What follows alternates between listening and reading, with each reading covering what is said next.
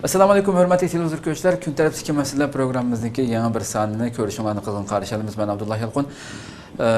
Bugungi suhbatimizda necha oylardan buyon dunyoning kun tartibini elib kelayotgan shu Amerikadagi saylam munosabati har xabarlarda balki menlar ko'rib turgan, anglab turgan. Shu Donald Trump, ya'ni bu Cumhuriyetçi Donald Trump bilan demokratçı Hillary Clinton o'tirsa nurg'un talash tortishlardan keyin bu saylam raqobatidan keyin 8-chislar 11-8 kuni oxirgi saylam o'tkazilib butun dunyoninki kutgunning dal aksicha bir saylam natijasi o'tirg'a chiqdi. Biz shu haqdagi suhbatimizni Ankara Hacettepe Üniversitesi Tarih Fakültesi o'qituvchisi, shuningdek strategiya mutaxassisi Doktor Erkin Akram bilan suhbat olib boramiz. O'zi hozir Ankara'da telefonimizda. Assalomu alaykum. Aleyküm ve selam. Doktor aldidan ziyoratimizni qabul qilganingiz uchun ko'p rahmat aytamiz. Men rahmat aytaman. Doktor haqiqatan butun nurg'un araştırma tadqiqotchi shirkatlarning taxminining dal aksicha, chunki nurg'un shirkatlar bu seçimde, bu saylamda Hillary Clinton'ninki g'alaba qildiganligini nihoyatda kuchli holatda bildirgan edi. Bu saylam haqiqatan dunyoni kutgunning dal aksicha bir ish bo'lib, Cumhuriyetçi Donald Trump ya'ni qozongan bo'ldi, ya'ni g'alaba qilgan bo'ldi. Albatta buningki saylamdan burunqi tutumlari musulmonlarga bo'lsin, hattoki nurg'un ig'ir ayiblangan edi, musulmonlarni cho'qim chiqarib o'tish kerak degandek. Ve bununki sayında bunu g'alaba qilishda albatta bununki O'rta Sharqdagi musulmonlar hozir jang qaynayotgan bu rayonlarga bo'lsin, Xitoy Amerika munosabatlariga bo'lsin, ikki qatimliq Obama bu Cumhuriyetçilarninki hokimiyatidan keyin demokratchilarninki hokimiyatidan keyin Trump ya'ni Cumhuriyetçilar g'alaba qilgan bo'ldi. Buningki shu boshda bizga munosabatli bo'lgan Xitoy Amerika munosabatiga qanday ta'sir ko'rsatdi? Uning keyindan hozir urush qaynab ketgan O'rta Sharqdagi munosabatlarga, bu siyosatlarga qanday ta'sir ko'rsatdi? Shu haqdagi fikringizni aytib qo'ysam. Hamda bu demokratlar, yani bu Obama'nınki hükümeti Xitoyning bir strateji rakip deb ko'ryapti. Xo'sh. Shundaqla Xitoyninki yükselişi Amerika'nınki bütün dünyadaki menfaatligi bo'libmi, şu Asya Tinchlik okyanusidagi menfaatlarga ziyon berganligini ko'rgachga, ashunda o'ylag'ashqa Xitoyning şu Asya Tinch okyanusida bir xil stratejik muasirga ilish siyosatini ilib borgan. Bu siyaset 2010 yılda şekillengen ve 2020'gacha Amerika bütün şu armiya kuchininki %60'ını şu Asya Tinch okyanusida yutkash degan bir siyosetni ilib beryapti. Xo'sh.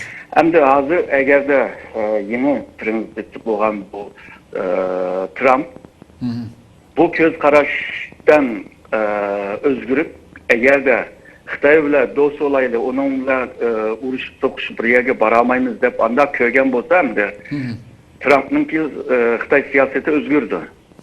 Çünkü Amerika'da iki xil görüş var. Birisi şu Xitoy Amerika'nınki bütün menfaatlarga ziyon berdi deb ko'rdi. Birisi to'g'ri ziyon berdi, ama ular bilan urushsak, so'qishsak bizimiz ziyon tortamiz. Shunga bo'lsa şu Xitoy bilan hamkorlik qilib dünya menfaatini shunday bölüşüp boshqursak deydiganlama bor. Hozircha hamda saylamda deyilgan, mesela Xitoyning malını kirgizmaymiz, yo'q Xitoyning malı kirsa uningga bojni qo'ymaymiz, yo'q Xitoyga fabrika shirkatlarini Xitoyga yo'tkab ketgan Amerikalikni chaqiramiz, yo'q u bu da'voda damdi. Ama iqtidorga kelgan chog'da, hokimiyatning beshig'i kelganda uningki siyosati mushtaq bo'lamdi, bo'lmamdi, ufquli bo'lmaydi hamda. Xo'sh. Chunki har saylamda deyilgan gap shu hokimiyat beshig'i kelgan chog'dagi icraatıyla biraz farklı bo'ladi. Xo'sh. Shunga hozir Trump'ninki Xitoy siyosati qanday bo'lganligi haqida uchuq bir nima deyamaymiz, ama shuni degil bo'ladi. Amerika Xitoyga ahamiyat berdi. Bu ahamiyat berishining sababi albatta degandek Amerikaningki şu siyasi, iktisadi, xavfsizlik, müdafiye degandek her sahada ta'sir yetkazgan. Şunun Xitoy bilan bo'lgan bu munosabatmi, misalga iqtisod jihatdan, tijorat jihatdan bir yaxshi bir munosabati bor. Ticari sonunu naydı yukarı Amerika ziyan satıyotgan taqdirda. Şunun bu münasebetini ilip taşlayamaydı buna. Misalga böyle bir Adidas bir ayakını eğer de Amerika'da işlep çıkarsa Amerika halk bunu $150 algan bolsa Amerika'da aşı okşaş sifatida işlep çıkarganını 50 iliş mümkün. Yani Amerika Xitoyning bu işlep çıkargan maldan faydalanıp halkını bir turmuş seviye yukarı bir turmuş seviyede yaşatalaydı. Eğer de bu Xitoyning bu malları bo'lmasa Amerika halk kıymet mal ilip yaşaydı. Şoňaşka o Trump'ның Xitoyga iqtisod jihatdagi tijorat jihatdagi bu tedbirler belki iqishimi biraz ters. Hoş. Ama Asya Tinç Okyanusu'nda xavfsizlik, mütabiye ve şundakla dünya ticaret ve iktisadi tizimlerini Amerika'nın planı ile buluş lazım mı? Yok. Olmasa Xitoyning kim şu kural tüzüm bilen yengiş lazım mı diyen talaş tartış iki devletin münasebetini mi jerikleştirilgan ahval. Asya Tinç Okyanusu'da bazı devletler şu Amerika'nın Xitoy bilen şu takabül tursa bizge mi menfaati boludu deydiganlar var. Xitoy bilen itişip kalsa bizning menfaatimizge mi ziyan berdi deydigan ahvallar var. Şunanga Asya Tinç Okyanusu'ndaki devletlerimiz iki xilga bölünüp ketken. Hem de Amerika, şu Rusya, Xitoy, hatta İran'daki devletlerle hemkarlık kuruşunu mu halamaydı. Eğer de kurulup kalsa Amerika'nın menfaati tıkımı çok ziyan berdi. Yani bunda jığıp kelgen çağda Xitoy ile Amerika'nın münasebeti naytı mürekkep bir münasebet. Bir taraftan karşı yaxshi bir münasebet var. Bir tarafta karşı jirik münasebeti var. Şoňaşka bu iki devletninki münasebeti belki bir yaxshi olup bir yaman bulup mesela devam kıldıgandek turdu. Hem de eğer de Amerika Xitoyni boldular seninle talışıp ya da uruşup kılmay degandek misal Trump'ninki aslında bir göz karaşı var. Misalga NATO'na yeniden kurulmasına tüzüş lazım. NATO azaları hem pul tölesin, yalnızla Amerika tölemdi. Pulun çıkarığını Amerika töleyordu ve kural yaratının kimi en ilgarımı Amerika'nınki. Eğer de aşında kılgan takdirde Xitoy şu yeni İpek yolu stratejisini emelge aşırdı. Eğer de aşırıp kalsa hem de Amerika Xitoy'nın keyinde kalı demekte degende.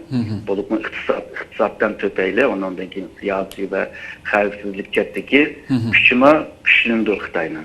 Hoş. Şoňaşka bu birinci aydan keyin hem de şu Trump'nınki hakimiyet kelgenden keyin o icraatı karaymış hem de Xitoy siyasetini hem de yüşür kılamaydı hem de. Bu vakti de belki bir uçuktur mülahazı kılgıl buludu dep oylayman. Hoş. Hem de O'rta Sharq siyosatiga kelsak. Mesela ilariki seçim şu saylam münasebetlerimi saylam xalqqa xitob qilganlardimi ikkisining fikri tamamen o'xshamaydi ilariki Clinton bilan Trump'niki. Bundan keyin qanday bir siyosatlar elib berildi deb qaraysiz? Bu çektimi Trump'nınki göz karışımı pek uçuk emas. Başta dedi bütün Müslümanlarına şu kovlayımız diyor, kırgızmayımız diyor dedi. Keyin onundan keyin ben yalğızla şöyle radikal şu Müslümanlarga karta devatkan gap dedi. Şunun galıkı ertügün yıkanda bir siyasetini ilip vardı ona tutukulamaydı. Hazır misalga Amerika'nınki yakın devletleri oturuşardı misalga Suudi Arabistan. Suudi Arabistan bilen Amerika'nınki münasebeti jirik. Bunun sebebi Amerika bu İran bilen münasebetininki yakın buluşu. Trump bu siyasetini Obama'nınki yürütüp bakan siyasetini özgertemdi, özgertmemdi. Yani Suudi Arabistan'la Mısır degan devletlerin yani yeniga ilip turup İran'a takabül turamdı ya da İran'ı yeniga ilip ularga karşı takabül turamdı bilmem. Fakat şu Trump'nınki bir siyaseti uçup, şu İsrail'ninki xavfsizligini qoğdaş. Şu İsrail'ninki xavfsizligini qoğdaş için qanday siyaset muvaffaq olsa, aşını kılış mümkün dep oylayman. Yani manda degan chaqda Suriye ve Irak ve kalan O'rta Sharqdagi devletler acizlagan vaqtida İsrail'ninki xavfsizligi qo'g'danadi ve İsrail devletime muqim holiga kelalaydi. Agarda shu İsrail'ninki xavfsizligini qo'g'dashni asas siyaset kılıp ilip bargan bo'lsa, hamda O'rta Sharqdagi bu devletlerin arasındaki münasebetlerninki jirikleşişi, bozuluşu, Şii ve Sünni'ninki uruşu ya da devletlerin arasındaki menfaat dokunuşu ya da Kürtlerin, Arapların, başka milletlerin arasındaki uruşuna hem de müdahale kılmaydı hem de arlaşmaydı. Kılınladı diyeleydi hem de. Hem de hazırca tıkıp bilmeyimiz eğer de rastla aşında hazır ben degendek siyasetine ilip bardıgan olsa O'rta Sharq hem de tiximi mürekkep, tiximi kan töküldüğün bir vaziyet peyda bulundu. Şununla hem de eğer de bir yerdeki ahvallarını O'rta Sharqdaki bu ziddiyetlerine ve bu uruş ciderlerine eğer de tok tutumen deydigan olsa yeni bir siyasetini ilip bir iş lazım. Yani Clinton şu saylam vaktida yani Hillary Clinton saylam vaktida Kürtlerine şiir kılıp o DAEŞ'lerge ya da kalan şu radikal gruplarga urup salımız ulan yoktunuz da oldu. Eğer de Kürtlerine aldığı planga koysa anındaki Araplerinkinden açığını kesip koydu yani. Hem de Trump hem de eğer de Rusya ve şu rayondaki çoğun devletler mesela Türkiye, Mısır, İran pek devletlerle hem de Xitay'da buluş mümkün Avrupa devletlerle birlikte hemkarlık kılıp bu rayondaki tinçliğini qoğdap kalımen deydigan bolsa bu siyaset başkaçı bir siyaset olurdu. O vakti de hem de İsrail nimedeydi o vakti de küfürümüz hem de. İsrail belki küçük Arap devletler kurulursa İsrail'ninki menfetige doğru kelmeydi hem de. Hoş. Şunun bu Trump'ninki siyasetini hem de kelgisinde körümüz hem de kandak oldu. Bu şu Amerika'da mayli kim reis bolsun, prezident bolsun İsrail'nin qollab keldiganligi, davamlı İsrail'nin yerinde turayotganligi ma'lum bir masaladir. Yana sizlar bu yerda bunun baş nimasi İsrail'ni qo'g'dash dedi Trump'niki. Nima uchun bunday bo'ldimda saylam mezgilida şu Amerika'daki İsrail'e lobileri, teşkilatlarının bek desteğiyle erişti mi yoki erişkenligi sebebidimi yoki bu Amerika'nın bir nimasiga aylanib ketganligidan mi? Davamlı İsrail'nin yerinde turuşu. Amerika'nınki şu milli siyaseti bir moyum tarafı şu İsrail'ninki xavfsizligini qo'g'dab qilish. Çünkü İsrail devletini şu O'rta Sharqdagi demokratik bo'lgan bir devlet deb ko'rdi. Onun için İsrail halkı tarihten beri pek izliganlığını, 2. Dünya Uruşu'nda katliamga uçurgan bir millet doğanlığını, yani insani cetten bunu bu devletini qo'g'dab qilish cette bir aşına bir göz karaş var. Hazır siz degendek Amerika'da mı şu Yahudilerninki tesirimi çoğun. Bununki tarafım var ama Amerika halkınki olup mu şu siyasetçilerde bir kıymet karışı var. Bu bolsa mu şu İsrail'ninki devletininki mukumluğu ve devamlılığını qo'g'dab qilish. Ama iki partinin, Cumhuriyetçi ve Demokrat Parti'nin arasındaki fark, şu Cumhuriyetçiler İsrail'in xavfsizligini tamamen qo'g'dab qilish. Hoş. Meyli'nin olsun. Ama o demokratlar İsrail ve Filistinlik halkı arasında kilişip her iki tarafınınki makul yani her iki tarafınınki menfaatiga to'g'ri keladigan mana bir siyasetni ilib berish. Shunga demokratlar hakimiyet bir kelgen çağda bulup mu Filistin bilen İsrail'ni mecbur kılıp müzakirge kılgan. Hem de demokratlar Filistinli halkının ki temsil kıldıgan güçünüme Birleşmiş Millet'nin ki gözetücü statüsü bile kovduğan. İkisinin ki farkı meşede ama her ikisinin ki menfaati İsrail'in ki devletinin ki yaşap gidişi ve kılışı. Hoş. Bu mesela bir göz karaş hem de. Düşündüm. Bu sayılanmayla Türkiye'nin işte mesela Cumhurbaşkanı Erdoğan'dan tatip Başminister Binali Yıldırım bulan mesela bir vasıta tebrikligeç onu Fethullah Gülen'e kayıtırıp erişti doğrusunda çağrı kılgan buldu. Sizce o orundaki oturgan deyken bu mesele kayıtırıp eriş meselesi bu demokratlarga nispeten güçlü gerek mi? Yoki yanılan burunqi Joe Biden'ninki Türkiye ziyareti kelgende Amerika'da bir prezident birasini qaytırış huquqi yo'q deb o'zini aqlab özür sordi bu mahkamaning qarori u bu deb meyadi masalan. Yandan burunqidek baza devam qilamdi yoki boshqacha bir ish bo'lamdi? Amerika'nınki şu kanun sahasının bulup mu adalet tüzümünde öz aldığı bir erkinlik var. Yani devletinki meyli kongre olsun, meyli şu hakimiyet olsun, bulağa bizim işiltemeydi köpüncü zamanı.